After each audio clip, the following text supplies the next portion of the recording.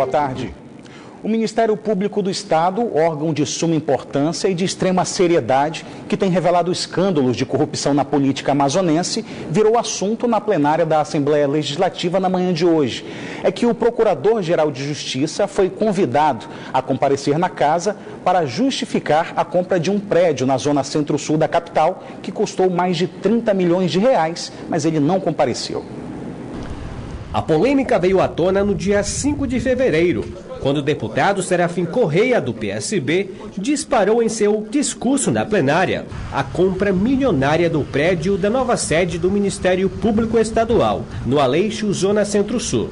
O imóvel, que possui mezanino, térreo e mais 3 andares, foi adquirido com dispensa de licitação por 31 milhões e 200 mil reais e publicado no Diário Oficial no fim do mês passado. Nós estamos falando de dinheiro público, e dinheiro público não pode ser assim.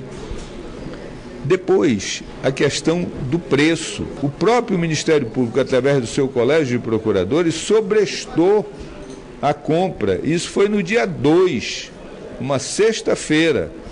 No dia 3, sábado, até o dia 3, sábado, pelo sistema, não havia sido paga a entrada. Eu pergunto hoje, a operação foi sobrestada ou essa entrada foi paga? Eu não sei. Eu gostaria de ter essa informação. Diante dos fatos, o parlamentar convocou o Procurador-Geral de Justiça, Fábio Monteiro, para justificar a compra. Na sexta-feira da semana passada, o MP encaminhou o documento à presidência da Casa sobre a compra do imóvel. Porém, o procurador não compareceu hoje na ALEAN. Ele mandou uma nota de esclarecimento dizendo que se coloca à disposição para outros esclarecimentos e, pelo que eu entendi, ele não virá hoje.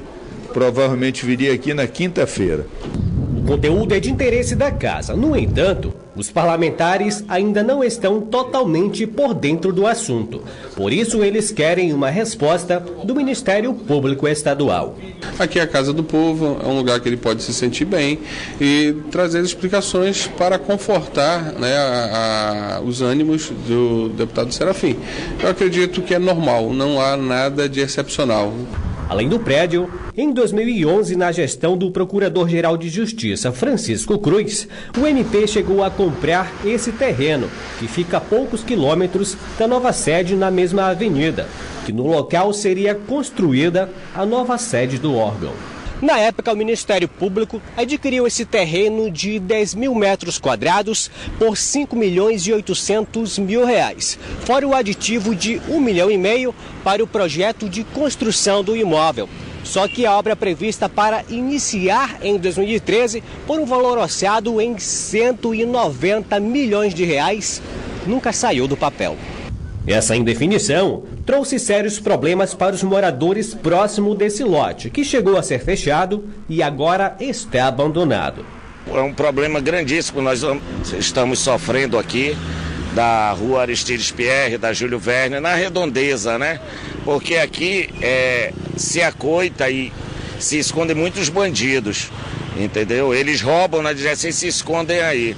A polícia tem dificuldade de achá-los, de procurá-los, porque o terreno é abandonado, você vê que é abandonado. A Assembleia também vai cobrar isso.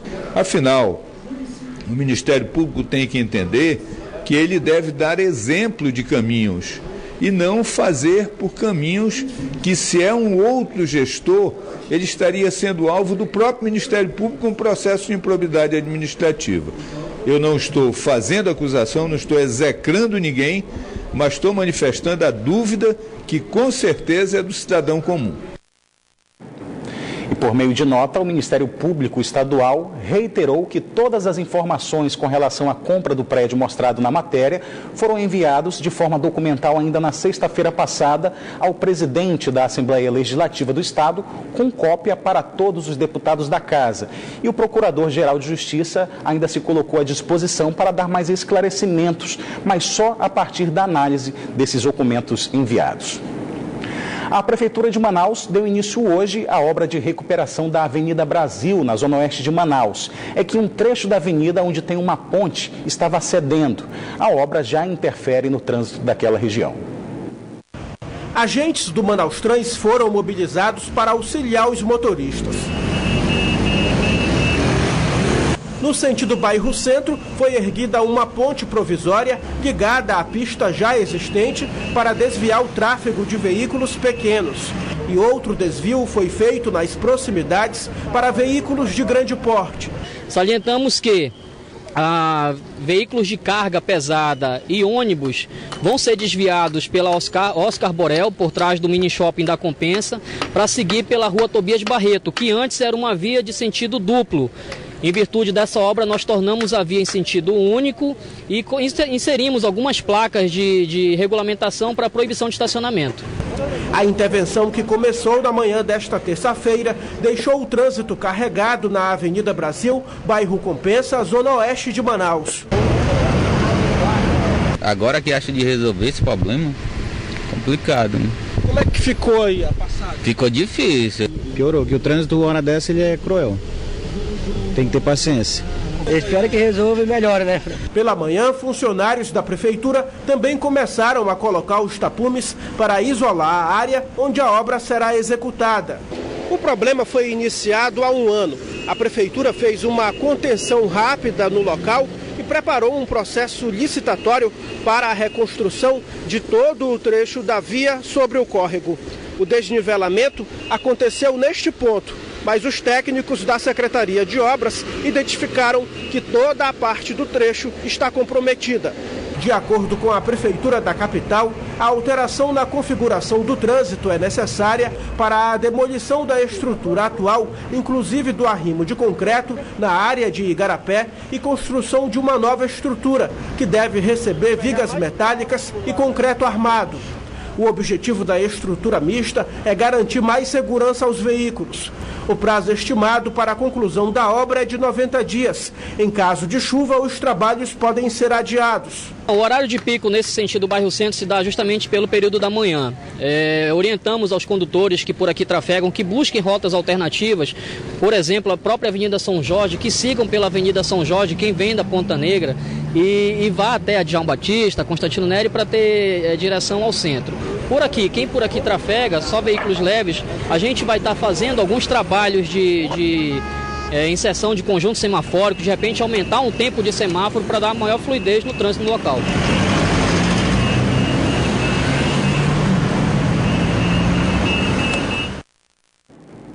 Uma jovem de 16 anos está acamada desde o último dia 25 de janeiro e não consegue mais andar. De acordo com a família, ela perdeu os movimentos das pernas depois de tomar um medicamento injetável no Hospital João Lúcio, na zona leste de Manaus. Sem mostrar o rosto, a jovem fala do drama que está vivendo. Sinto dores no meu osso aqui atrás, assim, onde que eu levei a injeção. Na minha perna, quando eu movimento ela. Aí não dá para eu andar. Não dá para movimentar nem virar assim. Tudo aconteceu na enfermaria do Hospital João Lúcio. A jovem estava com febre e fortes dores de cabeça, procurou o médico da unidade. Lá, ela foi examinada e medicada normalmente. Mas no dia seguinte, a menina amanheceu sem os movimentos das pernas. Eu me acordei e já não conseguia movimentar minha perna, já com muitas dores. Quando foi no dia 28, a minha filha já sentindo muitas dores, que ela falou ainda agora há pouco, que no momento ela não sentiu nada, mas no outro dia ela já ficou sem andar. Já se passaram 25 dias do ocorrido e a menina continua sem poder andar e nem fazer as necessidades básicas. Isso está te impedindo até de fazer as necessidades básicas? Tá. Que eu faço tudo na fralda, que eu não consigo ir no banheiro, que não ando. Além de não conseguir fazer as necessidades básicas, a jovem de 16 anos não consegue fazer o que ela mais gosta, ir à escola. Mas a grande preocupação da família é porque a jovem de 16 anos está grávida e ainda não começou o pré-natal por causa do problema. E hoje minha filha está nesse estado, nessa situação. Tudo que ela está fazendo, ela faz nas fraldas. Né? Para você poder andar, ela está nessas condições. Por meio de nota, a direção do Hospital e Pronto-Socorro João Lúcio informa que a paciente esteve 2 vezes no hospital e foi diagnosticada com infecção urinária. Na primeira vez, no dia 24 de janeiro, ela foi medicada e constatada a infecção. E segundo o prontuário, quando a paciente retornou no dia 28 de janeiro, além de informar que não havia tratado a infecção, relatou a dificuldade para andar, alegando ter sido por conta da injeção que tomou na primeira consulta. A nota diz que a paciente foi avaliada por um clínico geral e um ortopedista que não detectaram indícios de infecção na região relatada. A direção do pronto-socorro Dr. João Lúcio informa ainda que irá abrir uma sindicância para investigar a denúncia e coloca-se à disposição da paciente e da família para uma nova consulta e reavaliação. Justiça Federal bloqueia mais de R$ 1,5 milhão de bens e valores de Jean Campos de Barros, do PMDB, que é prefeito de Lábrea, distante 700 quilômetros de Manaus. A decisão atende a pedido do Ministério Público Federal por conta da não prestação de contas de recursos recebidos da União. O convênio, no valor de R$ 2 milhões, tinha como finalidade a construção de calçadas, meios-fios e sarjetas no município. Metade do recurso chegou a ser liberado, mas Jean Barros nunca apresentou nenhum documento de prestação de contas da aplicação dos recursos ao Tribunal de Contas da União. A Justiça considerou que há indícios muito fortes da prática de ato de improbidade administrativa e, em outra ação penal, o réu ainda pode ser condenado à pena de 2 a 12 anos de prisão. Motoristas e cobradores do transporte coletivo de Manaus passam por treinamento para atender melhor usuários com deficiências. Cadeirantes como esta idosa sempre têm dificuldades para se locomover de casa para um consultório médico, por exemplo. Quem faz essa viagem diariamente vivencia uma realidade atípica dentro dos coletivos de Manaus. Como ela tem problema neurológico, então assim, uma velocidade dá uma tontura, dá algo, uma sensação que eu não sei descrever porque é com ela, mas ela se sente muito mal. Ela não fala, né? Ela não fala. Então, ou seja, ela não tem como pedir ajuda. Então, assim, é um olhar diferente. Eu cheguei atrasado, cara, para me participar, porque um colaborador da Eucatu não tinha porta no meio e ele disse que não ia me trazer. E eu estou acostumado a andar em todo tipo de viatura, né? E ele disse que não ia me levar. Aí o que eu fiz? Tive que esperar outra. Seu José Alves também vai para as consultas médicas de ônibus e sabe que não é fácil encarar o transporte coletivo. Dificuldades do início ao fim da viagem. Subir, descer, sentar, tem que ser devagar, com muito cuidado. É uma dificuldade. Oferecer uma abordagem correta às pessoas com deficiências no transporte coletivo da capital é o principal foco da capacitação realizada pela Superintendência de Transportes Urbanos de Manaus. Sensibilizar o profissional, né, saber que existem portadores de necessidades que precisam, né, desse apoio, desse motorista, desse cobrador, para que eles se sintam mais à vontade, faça o seu deslocamento com a perfeita segurança. Nós focamos na empatia, que é a capacidade de você se colocar no lugar do outro. É você procurar sentir as necessidades e as dificuldades que o outro sente. O treinamento consiste em aulas teóricas e práticas sobre a realidade das pessoas que precisam de auxílio para embarcar e desembarcar do transporte coletivo. É aí que entram os motoristas e cobradores que vivenciam o outro lado da moeda. Na verdade, eu já tinha essa noção, porque eu sei o quanto é importante você dirigir com não só para as pessoas que estão fora, e sim que estão dentro do veículo. Esse é o importante. O que fica de lição de experiência? O que fica de lição é que temos que sempre ajudar o próximo, né? Sempre mesmo. A capacitação faz parte de um programa de aperfeiçoamento contínuo de motoristas e cobradores do transporte coletivo de Manaus. Nesse primeiro treinamento, cerca de 40 trabalhadores se capacitaram. Chegou a hora de conferir a previsão do tempo para esta quarta-feira em Manaus e em alguns municípios do interior do estado. Em Manaus, a previsão é de tempo nublado com pancadas de chuva. As temperaturas variam entre 24 e 31 graus. No município de Anamã, o tempo fica encoberto com possibilidades de chuva, mínima de 25 e a máxima não passa dos 28 graus. Em Barcelos, a previsão é de sol entre nuvens, onde as temperaturas variam entre 27 e 32 graus. E em Codajás, a previsão é de muitas nuvens com chuva fraca. As temperaturas variam entre 26 e 29 graus. Agora um alerta. De acordo com especialistas, não é só a comida gordurosa ou a falta de exercícios que fazem mal ao coração. Infecções como gripes e resfriados podem agravar problemas cardíacos. Estamos no verão amazônico. Chuvas e altas temperaturas provocam mudanças repentinas no clima. Isso também altera a vida dos amazonenses e provocam o aumento no número de casos de gripes e resfriados na região. Mas você sabia que uma infecção de garganta, uma simples gripe ou um resfriado podem causar doenças do coração? Isso porque as bactérias e os vírus que a gente pega não ficam só no local da infecção. Elas caem na corrente sanguínea e circulam pelo corpo. E o mais preocupante é que elas podem chegar ao coração e atingir a fibra do músculo cardíaco. E isso pode se agravar ainda mais em pessoas que já têm doenças do coração. De acordo com este cardiologista, os sintomas costumam aparecer até 3 semanas após a infecção e podem promover o desequilíbrio do coração de pessoas cardiopatas. Cerca de 10% das miocardites podem ser graves e levar a um quadro mais sério de insuficiência cardíaca. Um cardiopata que estava muito bem, num contexto infeccioso que para indivíduos sadios poderia representar apenas uma gripe ou um resfriado comum, para o cardiopata pode ocasionar uma descompensação muito grave do quadro cardiológico, inclusive com risco de morte muitas vezes.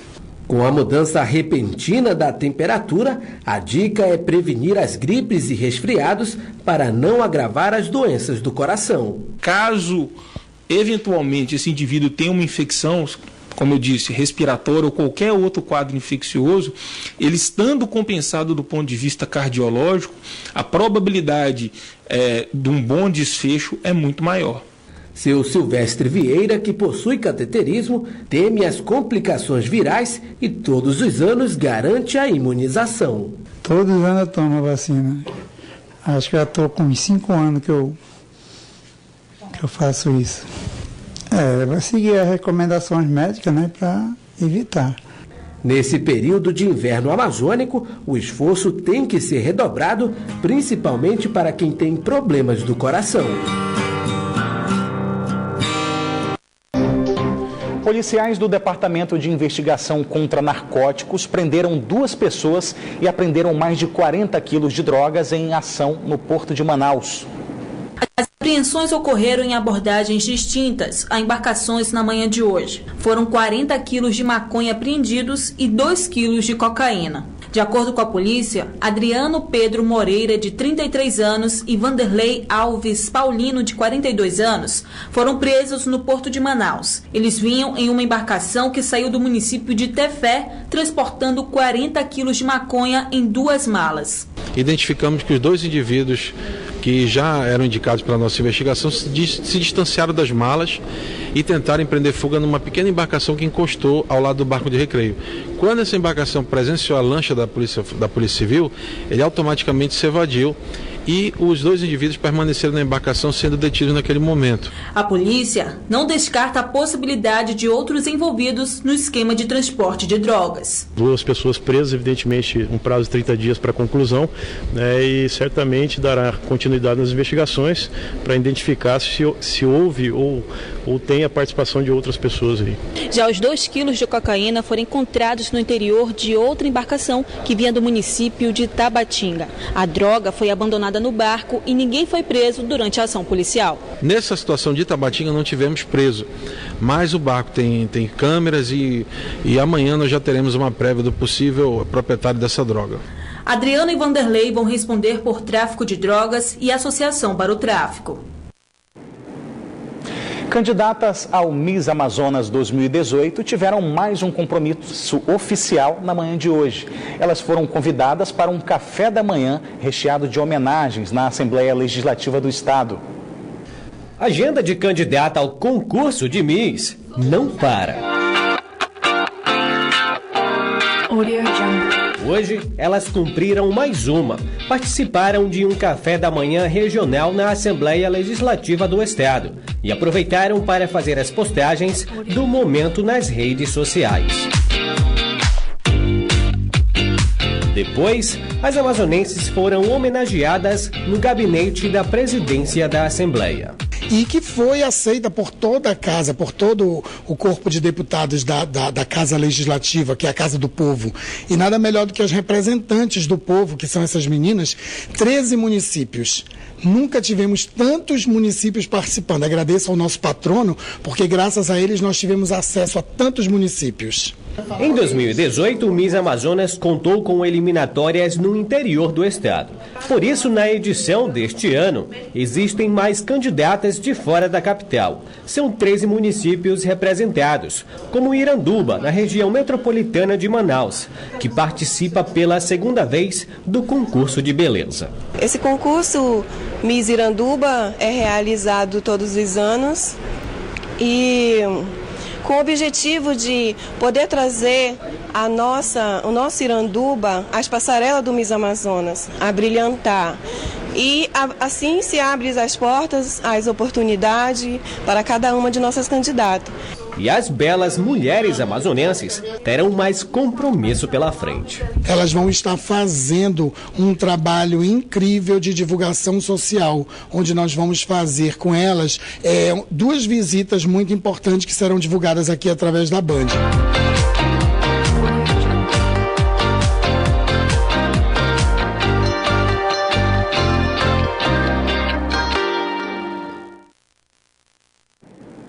O Band Cidade fica por aqui, mas você pode acompanhar outras notícias nas redes sociais, Facebook e Twitter da Band Amazonas. E para rever nossas reportagens, acesse o canal da Band Amazonas no site youtube.com.